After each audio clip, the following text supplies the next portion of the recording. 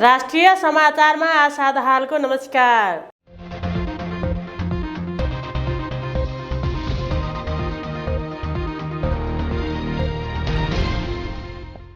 राष्ट्रिय समाचार सुरु गरौं मुख्य खबरहरूबाट।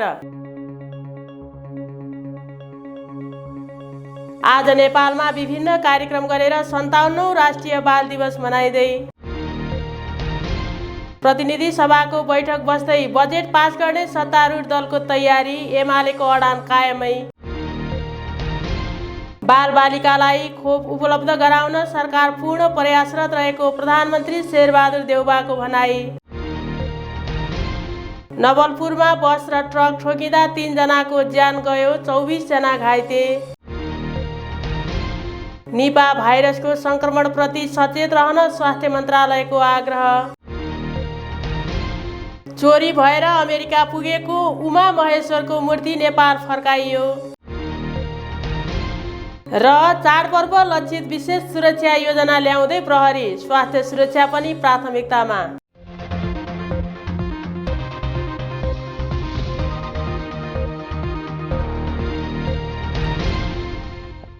अब पालो विस्तृत राष्ट्रिय खबरको सुरुमा राष्ट्रिय बाल दिवस मनाइँदै सम्बन्धी प्रसङ्ग। आज राष्ट्रिय बाल दिवस। सामान्य अवस्था वा कोभिड महामारी बाल अधिकारको संरक्षण हामी सबैको जिम्मेवारी भन्ने नाराका साथ विभिन्न कार्यक्रम गरी 57औं राष्ट्रिय बाल दिवस मनाइँदैछ। नेपालले बाल अधिकार सम्बन्धी महासन्धि 1989 लाई 14 सेप्टेम्बर 1990 मा अनुमोदन गरेर बाल बालिकाको विकास, बाल अधिकारको संरक्षण र बाल सहभागिता जस्ता विषयमा आफ्नो अन्तर्राष्ट्रिय प्रतिबद्धता प्रकट गरेको दिनकै अवसरमा हरेक वर्ष भदौ 29 गते राष्ट्रिय बाल दिवस मनाउँदै आएको छ।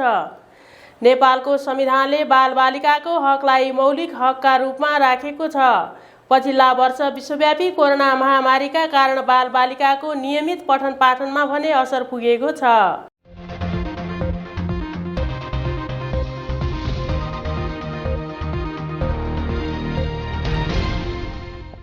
अब प्रतिनिधि सभाको बैठक बस्दै सम्बन्धी प्रसङ्ग। प्रतिनिधि सभाको बैठक आज बस्दैछ। बैठक दिउँसो 1 बजे सङ्घीय संसद भवन नयाँ बानेश्वरमा बस्नेछ। बैठकका लागि सम्भावित कार्यसूची तय भएका छन्। संसद सचिवालयका अनुसार आजको बैठकमा अर्थमन्त्री जनार्दन शर्माले विनियोजन विधेयक 2078 माथि विचार गरियोस् भनेर प्रस्ताव प्रस्तुत गर्ने कार्यसूची छ। एमालेले अवरोध गरे पनि विधेयक पास गर्ने सत्तारूढ दलको तयारी छ। एमालेको अवरोधकै बीच सरकारले प्रतिस्थापन विधेयक मार्फत गरेको शुक्रबार नयाँ बजेट ल्याएको थियो। प्रमुख प्रतिपक्षी दल नेकपा एमालेको प्रतिनिधि सभाको बैठकमा निरन्तर अवरोध गर्दै आएको छ। संसदको अवरोध हटाउन हिजो सभामुख अग्निप्रसाद सापकोटाले बोलाएको सर्वदलीय बैठक एमालेले बहिष्कार गरेको थियो।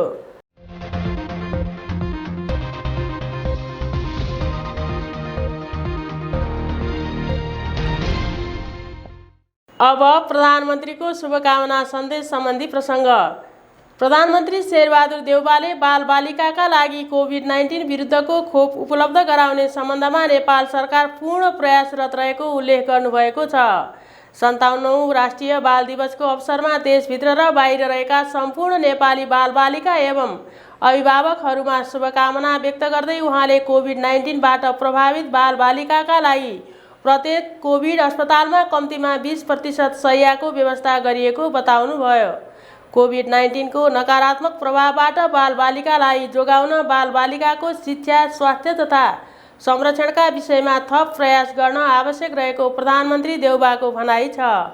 यस्तै नेपालको संविधानले बालबालिकाको हकलाई मौलिक हकका रूपमा आत्मसात गरेको छ।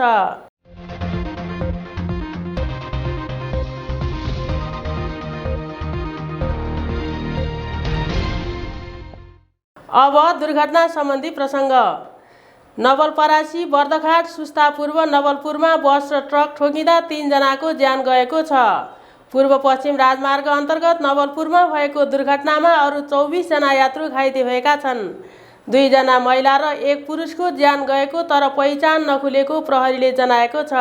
आज बिहान नवलपुरको गैडाकोट स्मृति पुल नजिक काँकरभिट्टाबाट महेन्द्रनगरका लागि छुटेको सुदूरपश्चिम प्रदेश 02001 नम्बरको बस र ना 6 ख 7126 नम्बरको ट्रक ठोकिएका जिल्ला प्रहरी कार्यालय नवलपरासी पूर्व नवलपुरका प्रहरी नायब उपरीक्षक दिलीप कुमार गिरीले जानकारी दिनुभयो। घाइते सबैको नयाँ मेडिकल कलेज भरतपुर चितवनमा उपचार भइरहेको छ।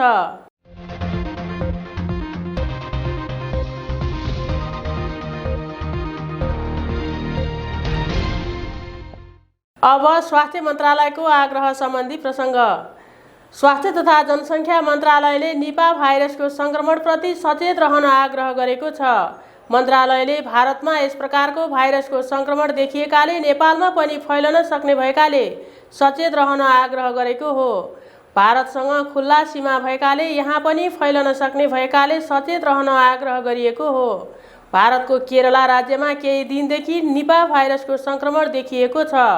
नेपालमा भने अहिलेसम्म यस भाइरसका सङ्क्रमित फेला परेका छैनन्।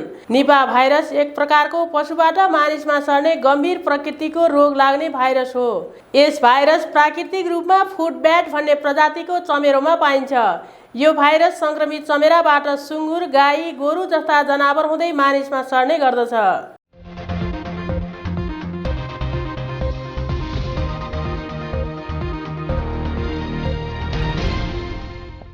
अब उमा महेश्वरको मूर्ति नेपाल फर्काइएको सम्बन्धी प्रसङ्ग। नेपालबाट चोरी भएर अमेरिका पुगेको उमा महेश्वरको मूर्ति फिर्ता आएको छ। कोलोराडो राज्यको डेनवरमा भएको कार्यक्रममा डेनवर आर्ट म्युजियमका अधिकारीले अमेरिकाका लागि नेपाली राजदूत डाक्टर युवराज खतिवडालाई उमा महेश्वरको मूर्ति हस्तान्तरण गरेको हो। ललितपुरको पाटनको ऐतिहासिक उमा महेश्वरको मूर्ति डेनवर आर्ट म्युजियममा 1971 देखि प्रदर्शनमा राखिएको हो। राजदूत डाक्टर खतिवडाले सङ्ग्रहालयका अधिकारीहरूलाई नेपालबाट चोरी भएर अमेरिका पुगेको मूर्ति फिर्ता गरेकोमा धन्यवाद व्यक्त गर्नुभयो। मूर्ति हस्तान्तरण कार्यक्रममा डेनवर आर्ट म्युजियमका अधिकारीहरूसहित नेपाली दूतावासका द्वितीय सचिव उत्तम घिमिरे, तृतीय सचिव राधा रमण दुबे लगायतको उपस्थिति थियो।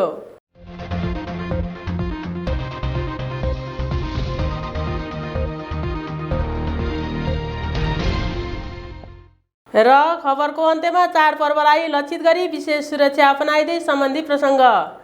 काठमाडौँ प्रहरीले चाडपर्वलाई लक्षित गरी विशेष सुरक्षा योजना कार्यान्वयनमा ल्याउने भएको छ। चाडपर्वमा बढी आपराधिक क्रियाकलाप हुन सक्ने भन्दै प्रहरीले यस्तो तयारी थालेको हो। अन्य समयमा भन्दा चाडपर्वमा बढी आपराधिक गतिविधि हुने गरेको प्रहरीको ठम्याइ छ। चाडपर्व लक्षित सुरक्षा सतर्कता विगतमा पनि हुने गरेकाले यसपटक पनि सादा पोसाक, युनिफर्म र ट्राफिक प्रहरी गरी झन्डै 5000 प्रहरी परिचालन गरी काठमाडौँमा चाडपर्व लक्षित सुरक्षा प्रबन्ध मिलाउन खोजिएको छ। मानिसको भिडभाड बढी हुने मुख्य बजार, बस पार्क र आर्थिक कारोबार हुने बैंकमा विशेष सुरक्षा प्रबन्ध मिलाइने महानगरीय प्रहरी परिसरले जनाएको छ। चाडपर्वमा यो पटक कोरोना सङ्क्रमण थप नफैलियोस् भनेर स्वास्थ्य सुरक्षा मापदण्ड पालनालाई समेत सुरक्षासँग जोडेर हेरिने भएको छ।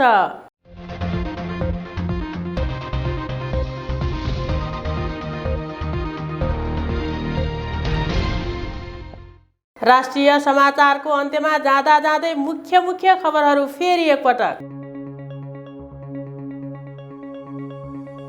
आज नेपालमा विभिन्न कार्यक्रम गरेर 57औं राष्ट्रिय बाल दिवस मनाइँदै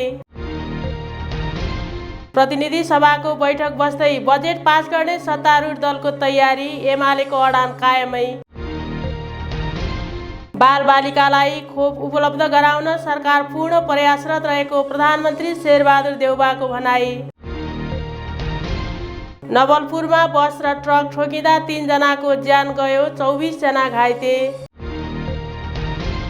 निपा भाइरसको सङ्क्रमणप्रति सचेत रहन स्वास्थ्य मन्त्रालयको आग्रह। चोरी भएर अमेरिका पुगेको उमा महेश्वरको मूर्ति नेपाल फर्काइयो। र चाडपर्व लक्षित विशेष सुरक्षा योजना ल्याउँदै प्रहरी, स्वास्थ्य सुरक्षा पनि प्राथमिकतामा।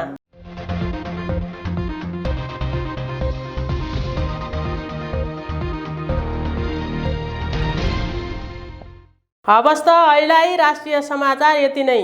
फेरि पनि बाँकी समाचारहरू लिएर उपस्थित हुने नै छौँ। तबसम्मका लागि बिदा दिनुहोस्। नमस्ते।